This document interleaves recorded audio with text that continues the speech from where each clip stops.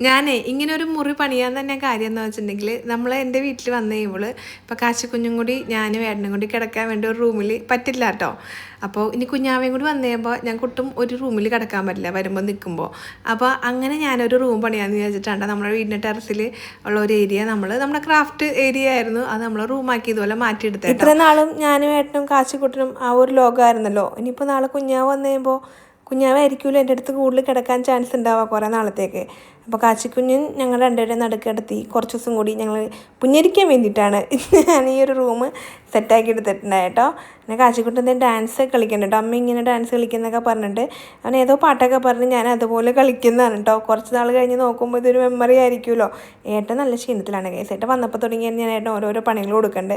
കുഞ്ഞാട് ഉടുപ്പൊക്കെ കഴുകിയിട്ടിട്ടുണ്ടായത് ഏട്ടനാണ് കേട്ടോ. കാച്ചിക്കുട്ടനും കുഞ്ഞാവ് എന്ന കാര്യത്തിൽ ഭയങ്കര എക്സൈറ്റഡ് ആയിട്ടിരിക്കുവാണ് കേട്ടോ. അതെ, ഉടുപ്പൊക്കെ കഴുകിയിട്ട് ഞങ്ങൾ ബാഗൊക്കെ പാക്ക് ചെയ്യാൻ തുടങ്ങി ഗൈസ്.